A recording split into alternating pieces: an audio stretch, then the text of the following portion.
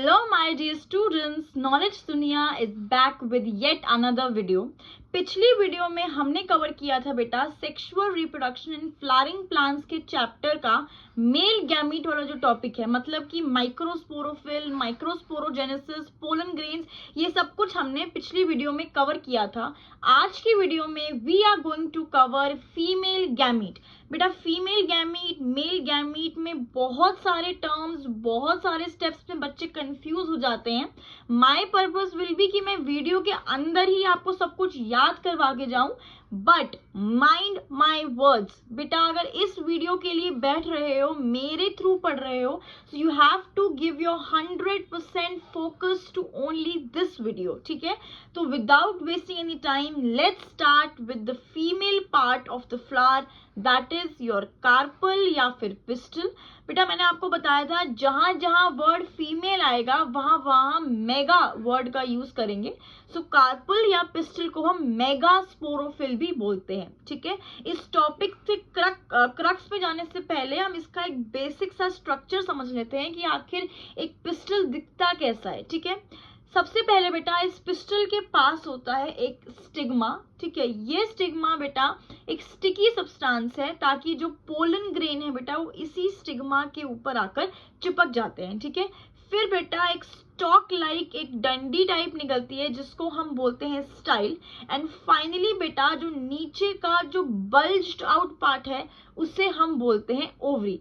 इसी ओवरी में प्रेजेंट होते हैं बेटा फीमेल गैमीट, कुछ ऐसे, जिसको हम ओव्यूल बोलते हैं।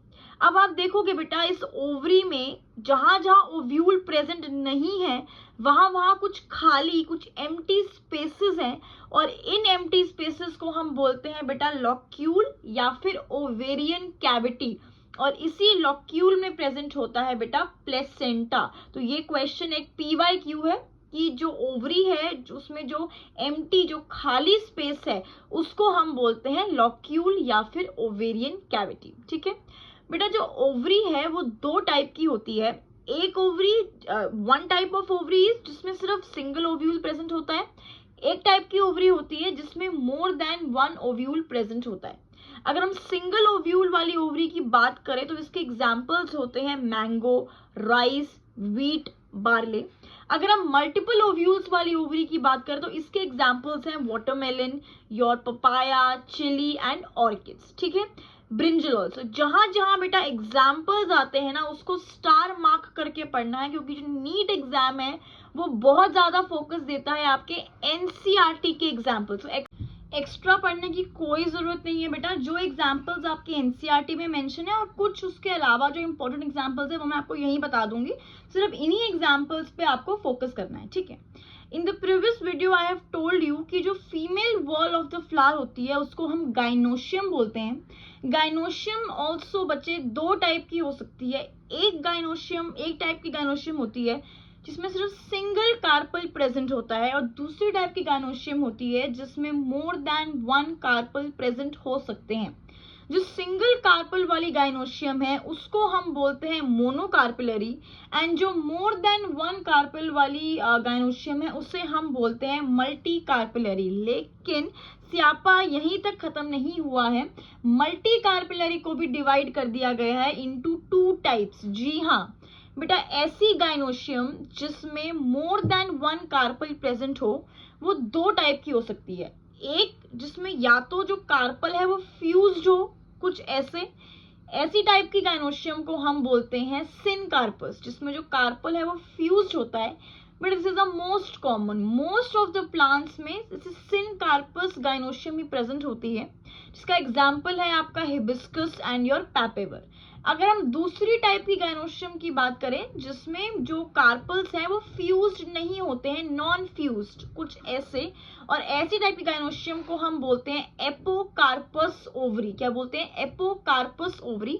ये ज्यादा कॉमन नहीं होती है। इसके एग्जाम्पल्स है मिशेलिया, लोटस एंड रोज।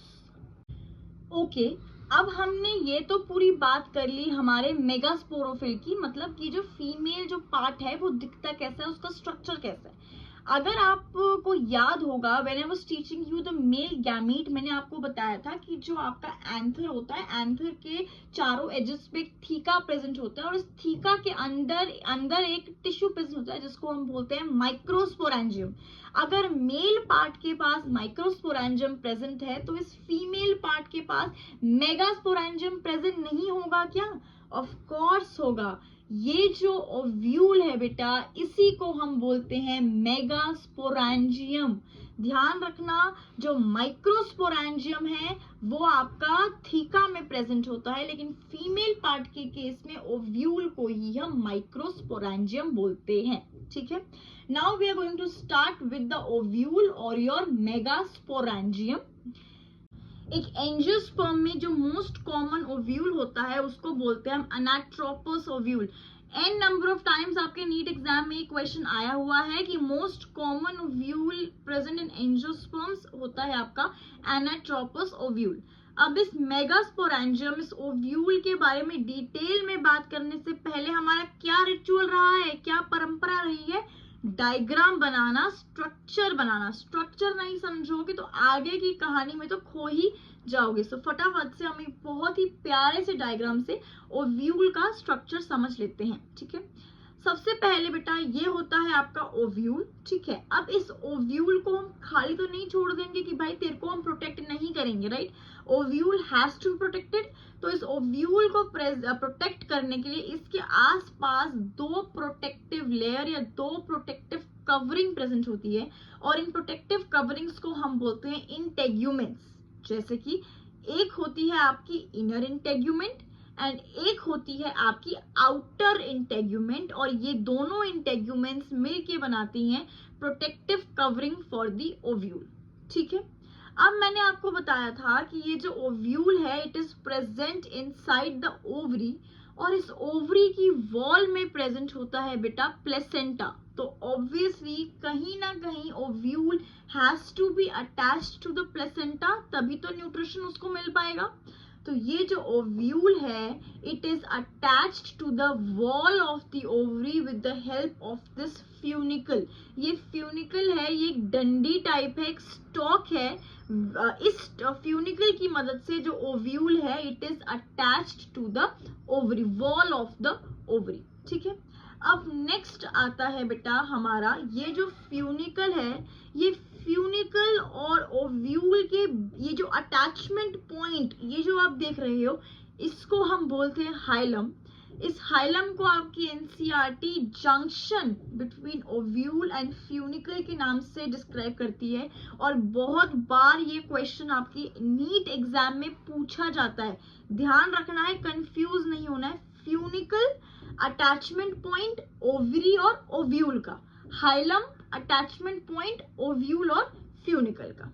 ठीक है, अब बेटा अगर आप इस डायग्राम को ध्यान से देखोगे तो ये जो इंटेग्यूमेंट्स हैं जो प्रोटेक्ट कर रहे हैं ओव्यूल को, एक ऐसा एंड है, एक ऐसा पोर है जहां पर आपके इंटेग्यूमेंट्स प्रेजेंट नहीं होते हैं, इंटेग्यूमेंट्स एब्सेंट होते हैं, और इस एंड को हम बोलते हैं माइक्रोपाइलर एंड। ध्यान रखना, जिस एंड में इंटेग्यूमेंट्स एब्सेंट होते हैं उस एंड को हम बोलते हैं योर माइक्रोपाइलर एंड। अब just opposite this micropylar and आपको एक और एंड दिखेगा, इस एंड को हम बेस ऑफ द ओव्यूल बोलते हैं और इस एंड का नाम है शलाजल एंड। क्या है? शलाजल एंड।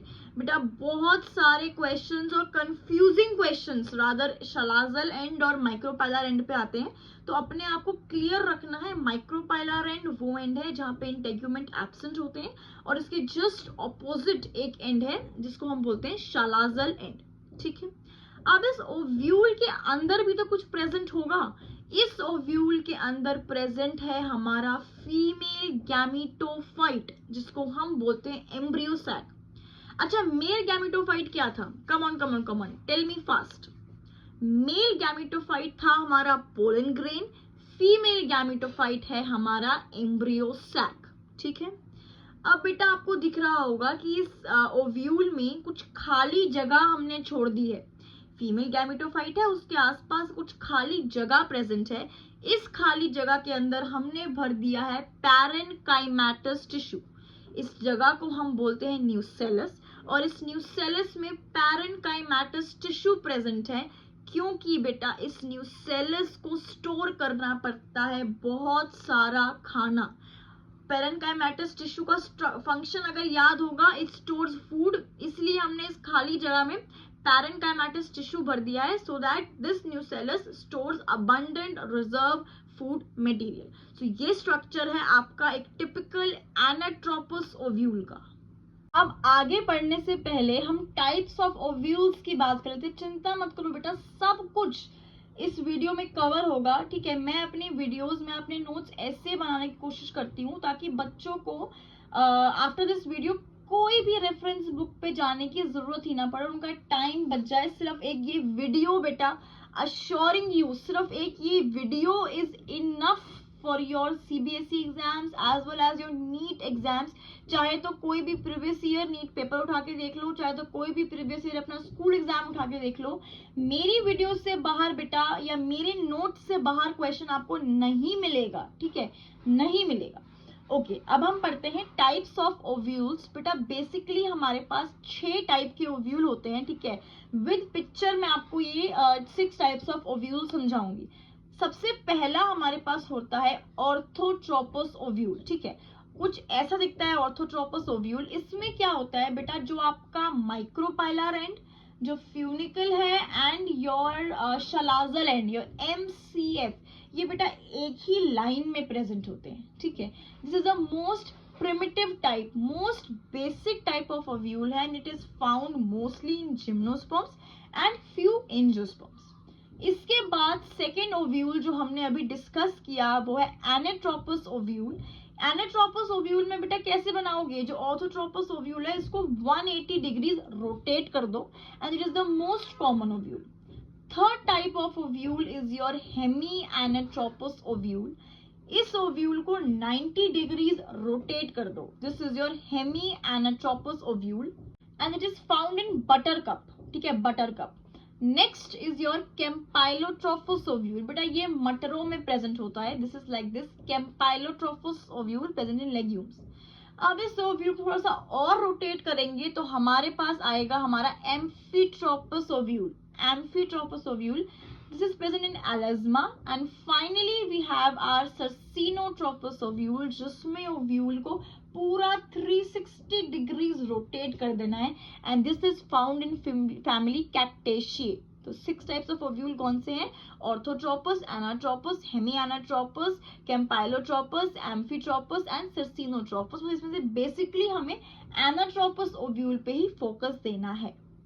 जैसे हमने मेल गैमीट में माइक्रोस्पोरोजेनेसिस पढ़ा था, वैसे ही फीमेल पार्ट में या फीमेल गैमीट में क्या होगा, megasporogenesis.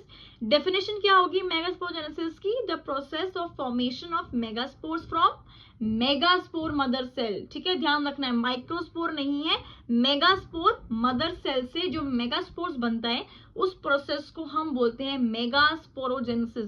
This one is more complex than microsporogenesis. ध्यान रखना है, मेगास्पोरोजेनेसिस में कुछ नए नाम आएंगे, कुछ नंबर्स आएंगे, तो इन नंबर्स को ध्यान से याद करना है, ठीक है। Let's start with the process. मैंने आपको बताया था कि जो ओव्यूल है, इस ओव्यूल ने जाके बनाना है हमारा फीमेल गैमेटोफाइट, ठीक है।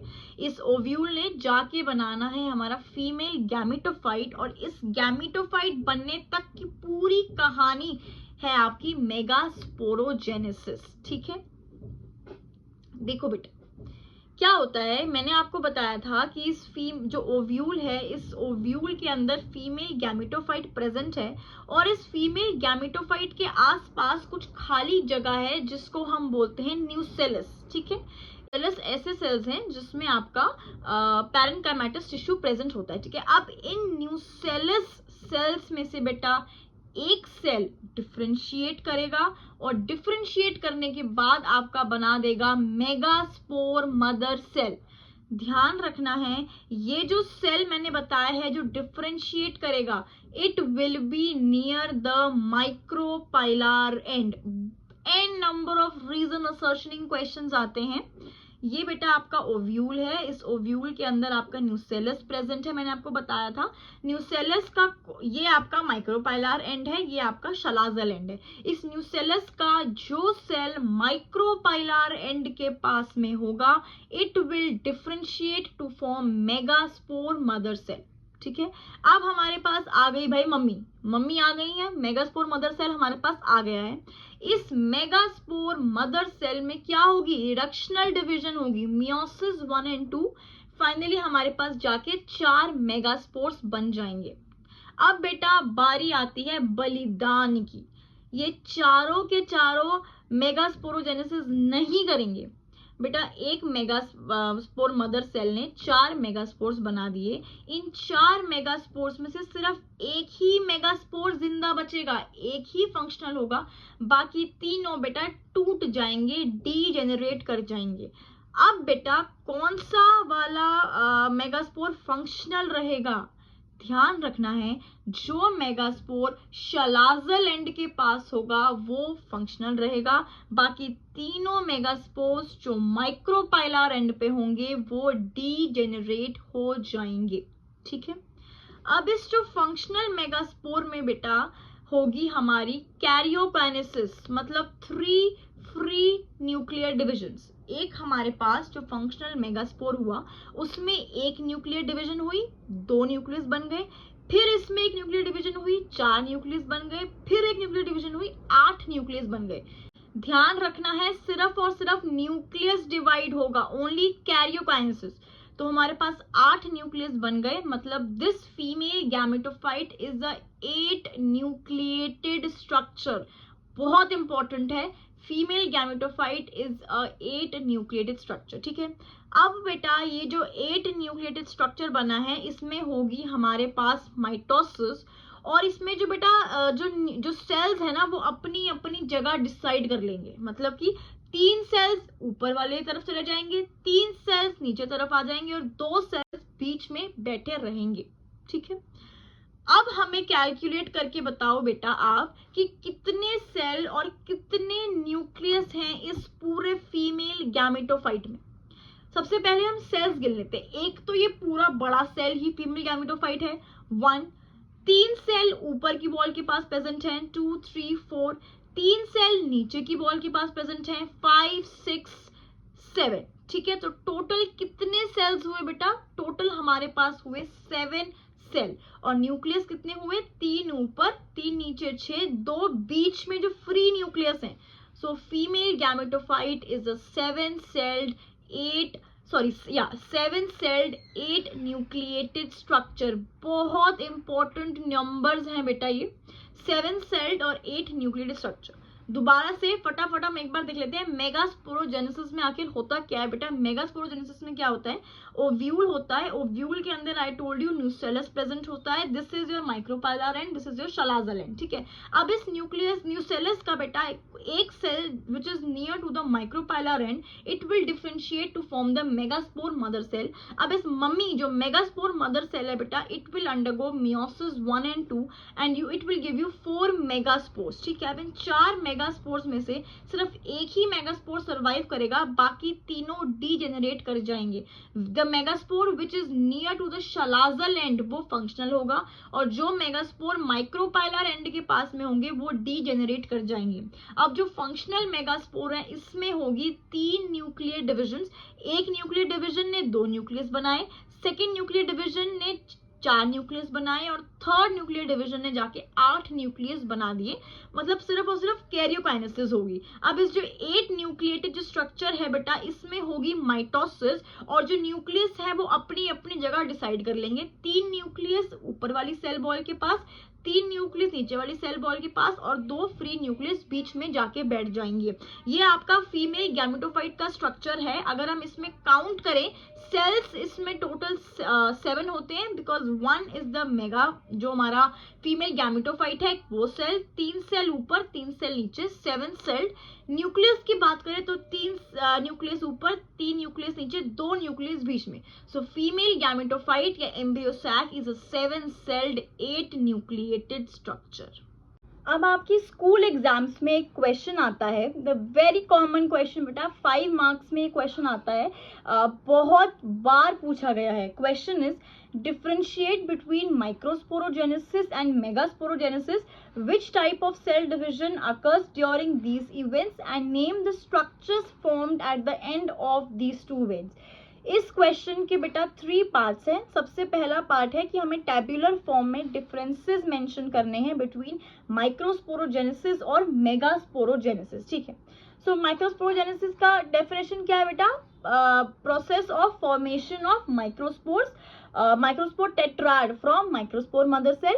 Megasporogenesis is the process of formation of 4 megaspores from megaspore mother cell. ठीक है. माइक्रोस्पोरोजेनेसिस कहाँ होती है? It occurs inside the pollen sac of the anther. Megasporogenesis कहाँ होती है? Megasporogenesis occurs inside the ovule. ठीक है. सेकेंड पार्ट इस क्वेश्चन का वॉन्ट्स यू टू आंसर कि इन दोनों इवेंट्स में कौन सी टाइप की डिवीजन होती है, वेदर इट इज मियोसिस या फिर माइटोसिस. यू ऑलरेडी नो बेटा, इन दोनों इवेंट्स में मियोसिस होती है, रिडक्शनल डिवीजन होती है, तभी तो एक माइक्रोस्पोर से 4 माइक्रोस्पोर्स बनते हैं और एक मेगास्पोर मदर सेल से 4 मेगास्पोर्स बनते हैं. सो इन दोनों इवेंट्स में मियोसिस होती है. Third question part of this question wants you to answer कि जब ये दोनों प्रोसेसेस खत्म हो जाते हैं तो इन दोनों प्रोसेसेस के एंड में कौन से स्ट्रक्चर बनते हैं. देखो बेटा, सबसे पहला तो जो माइक्रोस्पोर से हमारा हैप्लॉइड गैमीट्स बनता है from your microspore mother cell, और मेगास्पोरोजेनेसिस में हमारा हैप्लॉइड योर फीमेल गैमिटोफाइट बनता है from megaspore mother cell. Okay. तो ये जो एम्ब्रियो सैक है, it is your 7 celled and 8 nucleated structure. ठीक है. इसमें बेटा एक मियोसिस होती है एंड 3 माइटोसिस होती हैं to form the embryo sac. ठीक है. हम इस एम्ब्रियो सैक को polygonum type of embryo sac भी बोलते हैं. क्यों? Because it was very first discovered in polygamy. इस टाइप के एम्ब्रियो सैक को मोनोस्पोरिक एम्ब्रियो सैक भी बोलते हैं. क्यों बेटा? मोनोस्पोरिक क्योंकि ये सिर्फ एक ही स्पोर से तो बना है. 4 मेगास्पोर्स में से 3 तो डिजेनरेट हो गए थे, सिर्फ एक मेगास्पोर ही तो बचता है. That is why it is known as your monosporic embryo sac. ये क्वेश्चन आपके स्कूल एग्जाम्स में आता है. Define monosporic development. Monosporic development is the process of formation of embryo sac from a single megaspore. ठीक है. अब हम इस जो फीमेल गैमेटोफाइट के स्ट्रक्चर को जरा डिटेल में स्टडी कर लेते हैं. एंड माइंड मी, ये क्वेश्चन डायग्रामेटिक क्वेश्चन आपके सीबीएसई एग्जाम्स में बहुत बार पूछा जाता है, आपके जो स्कूल एग्जाम्स है. अभी जो फीमेल गैमेटोफाइट है कुछ इस तरह से हमें दिखाई देता है. इसके अंदर एक बड़ा सा सेंट्रल सेल होता है. ठीक है. 3 जो सेल्स हैं वो इसके शलाजल एंड की तरफ प्रेजेंट होते हैं, जिनको हम बोलते हैं एंटीपोडल्स. एंटीपोडल सेल्स 3 होते हैं present towards the chalazal and. ठीक है. बीच में हमारे पास 2 पोलर न्यूक्लियाई प्रेजेंट होते हैं, और जो 3 सेल्स जो माइक्रोपाइलर एंड की तरफ प्रेजेंट होते हैं बेटा, उसमें से एक सेल को तो हम एग सेल बोलते हैं, बाकी 2 को हम साइनर्जिड्स बोलते हैं. ठीक है. अब आप ध्यान से देखोगे, जो साइनर्जिड्स के बीच में ना कुछ घास टाइप कुछ ऐसे प्रेजेंट होता है, इसको हम बोलते हैं फिलीफॉर्म अपैरेटस. बहुत इंपॉर्टेंट नीट क्वेश्चन है बेटा. ये फिलीफॉर्म अपैरेटस जो साइनर्जिड्स के पास प्रेजेंट होता है, this releases certain chemicals to attract pollen tube towards the egg. बेटा, कोई भी चीज को अपनी तरफ खींचने के लिए कुछ तो रिलीज करना पड़ेगा, तो पोलन ट्यूब को एग की तरफ खींचता कौन है? This filiform apparatus. ठीक है. सो हमारे पास एक माइक्रोपाइलर एंड है, एक शलाजल एंड है. शलाजल एंड के पास प्रेजेंट होते हैं आपके antipodal cells 3, then you have your polar nuclei.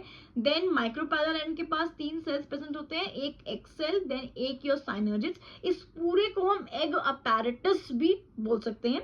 Then साइनर्जिड्स के पास प्रेजेंट होता है फिलीफॉर्म अपैरेटस. ठीक है.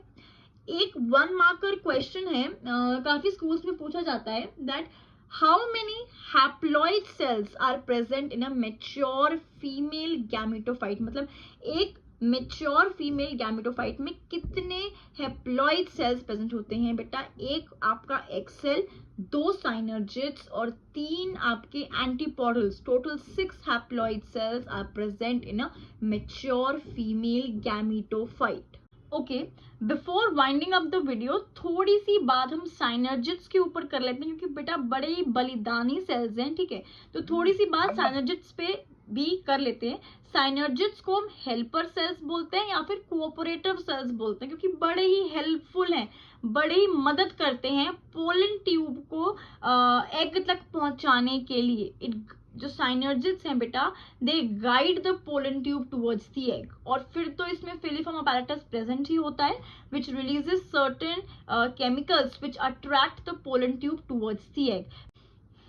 बेटा इस मूवमेंट को हम बोलते हैं chemotropic movement of the pollen tube, क्योंकि केमिकल्स के रिलीज के बाद ये pollen tube moves towards the egg, ठीक है? अब एक रीजन असर्शनिंग क्वेश्चन आया था, one of your PYQ in your NEET exam. बेटा 2 साइनर्जिड्स प्रेजेंट होते हैं, ठीक है? इसमें से एक जो साइनर्जिड है, it degenerates before the entry of pollen tube. कुछ जगह तो दोगे ना पोलन ट्यूब को एग तक पहुंचने के लिए। अगर साइनर्जिड्स ही दोनों जगह घेर के बैठ जाएंगे तो बेटा पोलन ट्यूब आगे कैसे जाएगी? तो 2 में से एक साइनर्जिड डीजेनरेट्स, टूट जाता है before the entry of pollen tube, and the other साइनर्जिड degenerates after the entry of pollen tube, so that the pollen tube can reach towards the egg. So with this we have completed with your female gamete also. हमारा male gamete हो गया है, female gamete भी बन के ready है बेटा। अब नेक्स्ट वीडियो में हम कवर करेंगे बहुत ही एक कह लो बेटा सबसे फेवरेट टॉपिक आपके नीट एग्जामिनर्स का, जो कि है पॉलिनेशन। दोनों गैमीट्स बन गए हैं, अब आपस में एक दूसरे के पास पहुंचेंगे कैसे, फर्टिलाइजेशन कैसे होगा, ये हम नेक्स्ट क्लास में कवर करेंगे।